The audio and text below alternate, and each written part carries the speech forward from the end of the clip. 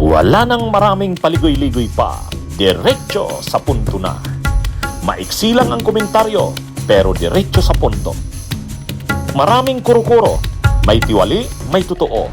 Dito, sa puntong diretso tayo. Punto, diretso.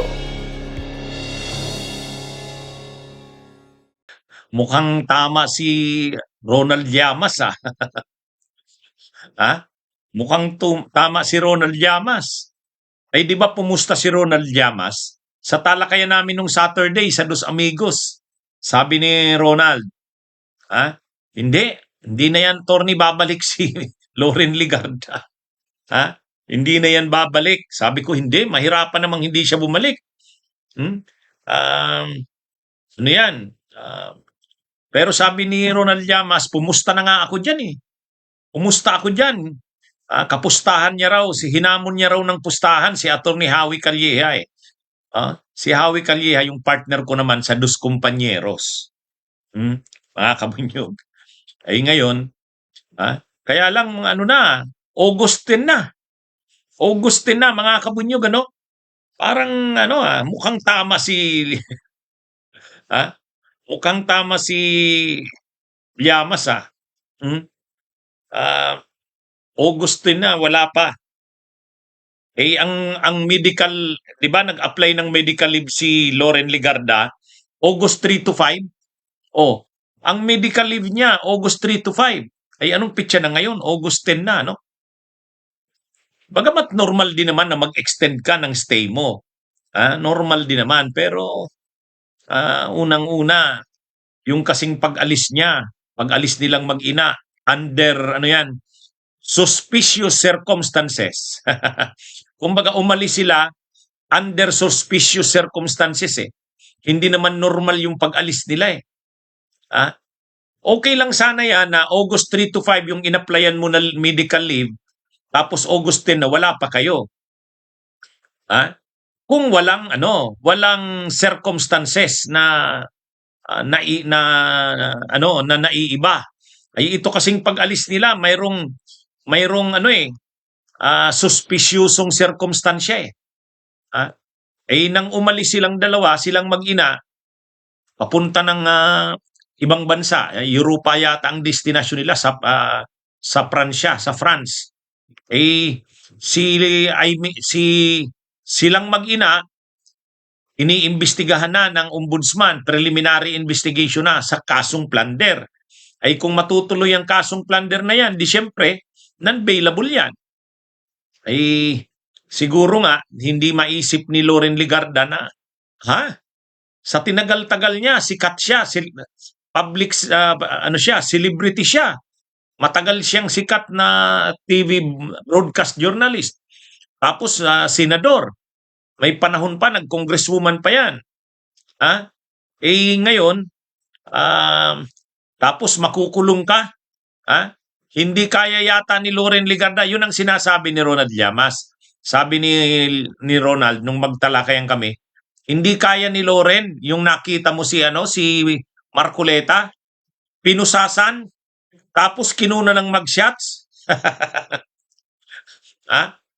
Pinusasan tapos kinuna ng mag-shots. Pagkatapos, pag naghihiring sa Sandigan Bayan, padadamitin ka ng yellow na yung sa PDL ng BJMP. Siguro hindi ma-imagine ni Loren yan. Hindi ma-imagine ni Loren yan. Kaya sabi ni Ronald Llamas, attorney, pumusta ako. Sabi ko, hindi na babalik yan. Kasi hindi niya ma-imagine yun eh. Pero ako naman, si Ombudsman Boying Rimulya, pareho kami ng pananaw. Sabi namin, hindi, babalik yan. Babalik yan kasi pag hindi sila bumalik, sisira sila niyan. Masisira sila niyan.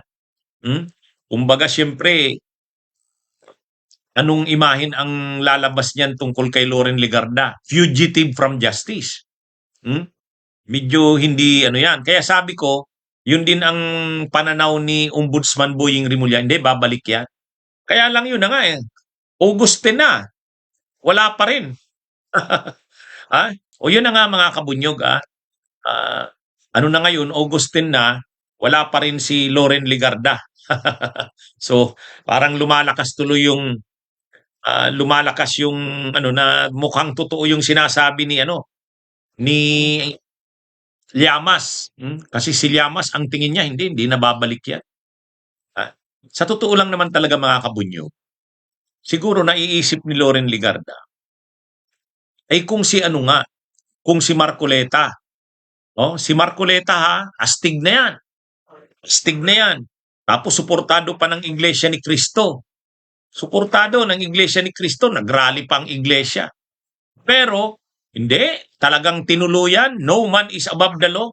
O di ibig sabihin siya, si Loren Legarda, ha, sino ba naman siya para hindi siya tuluyan? Ha? Kaya siguro naiisip na yan ni Loren. Naiisip yan ni Loren. Kung si Marcoleta, na mas maano pa yan, hindi mo iisipin na makakasuhan yan. Oh, hindi mo iisipin na makukulong yan. Kasi stig yan.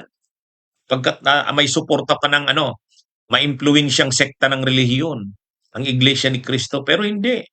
Talagang natuluyan, nakasuhan, nakulong. Kaya naiisip ni Loren, tapos ngayon si Alan Peter Cayetano. Ngayon, anong pagkakaiba at siya ay hindi, ano ba siya? Palalampasin kaya ang kaso laban sa kanya? Alam niya rin naman ang mga ebidensya laban sa kanya at sa anak niya na matibay talaga eh. Amelia Fajardo, shout out po sa inyo. Kaya yan mga kabunyog, naiisip ni Loren Legarda dito,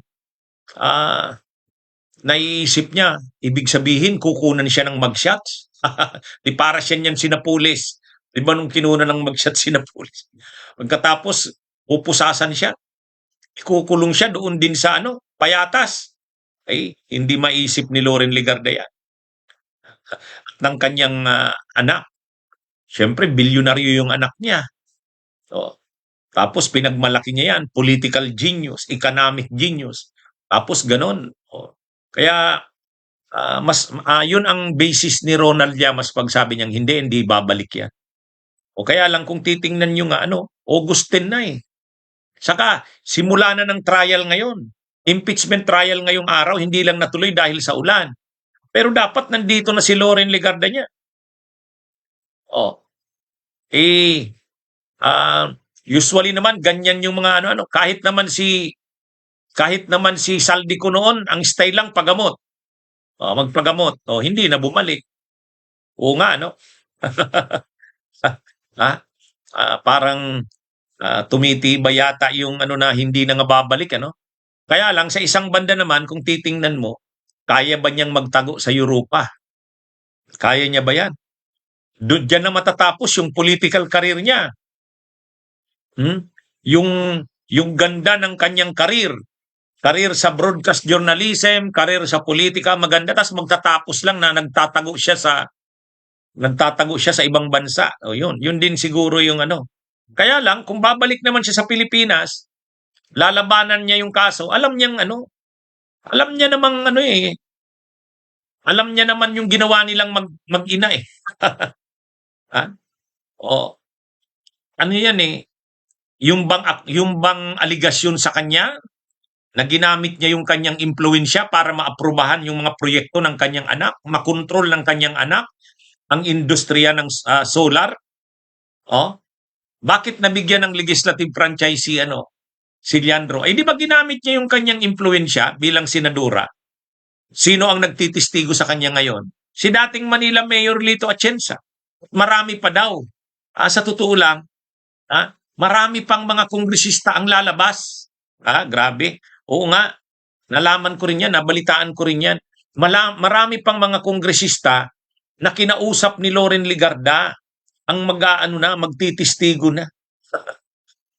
Ano ang titistiguhin nila?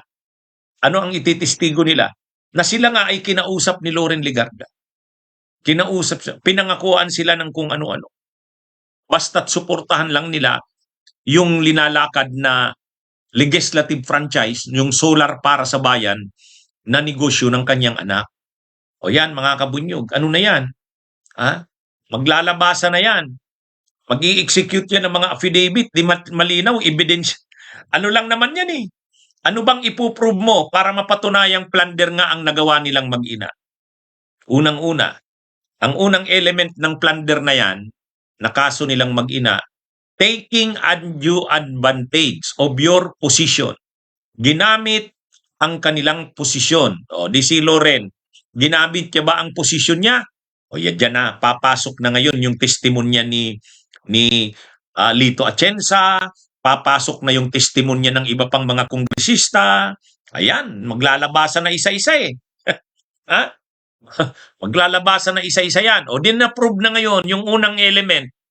Ang unang element, taking undue advantage of your political position, of her political position. Okay na, pasok na doon. Para saan? Unjust enrichment, para makapagpayaman ng hindi makatarungan. Totoo bang nagpakayaman na hindi makatarungan si Loren at ang anak niya? Yes, yung anak niya. Paano hindi makatarungan yung pagpapakayaman? Imaginein mo, kinuha mo yung franchise, nilakad ng mother mo yung franchise, ginamit yung impluensya. Nung makuha mo na yung franchise, hindi mo naman tinupad yung obligasyon doon. Dapat dinevelop mo yung solar industry. Tapos may mga kontrata sa Department of Energy, halagang 10 billion pesos. Kinuha ng anak niya. Ibinigay naman ng DOE kasi siya yung may franchise eh. Tapos ma-impluensya nga si Loren. Yumaman doon itong si Leandro. Yumaman si Leandro. Paano siya yumaman? Nagtayo siya ng another company, corporation. Bininta ngayon kay Manny Pangilinan. Tubong lugaw. Tubong lugaw. Yun ang tinatawag na unjust enrichment. Unjust enrichment. So, pasok na ngayon. Ano yung unang element? Ang unang element ng plunder nila ay taking undue advantage ng posisyon ni Loren. Pangalawa, unjust enrichment. Hindi makatarungang pagpapakayaman. Ill-gotten wealth yun eh. Diba? Pangatlo, to the damage of the Filipino people and the Republic of the Philippines. Yun. Bakit na-damage ang Filipino people at ang Republic of the Philippines? Ay, hindi na-develop ang solar industry natin. Nagkukulang-kulang tayo ngayon sa kuryente. Bakit? Isa sanang importanteng source ng kuryente, solar. Ang problema, hindi nga na-develop ang solar. Bakit? Marami sanang gustong mag-develop, hindi naman makapasok. Kasi kontrolado na ni Leandro. Siya ang may exclusive na franchise.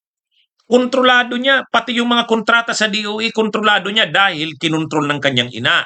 Dahil malakas sila kay Duterte noon. Ang DOE secretary noon ay si Cusi. Kaya silang tatlo ang may kaso eh. Si Cusi, si Leandro, at si Loren. Yun, pasok sa plunder. Ngayon, siguro naiisip ni Loren yan, nga, papasok nga sa plunder. Papasok nga sa plunder. Kaya, kung hindi man siya uuwi, dahil alam nila na matibay ang kaso laban sa kanila. Pasok nga sa plunder. Pasok sa plunder. Kung pasok sa plunder, no bail. No bail. Okay, mga kabunyog, mga kabayan, magandang araw sa inyong lahat. Mabuhay po tayo.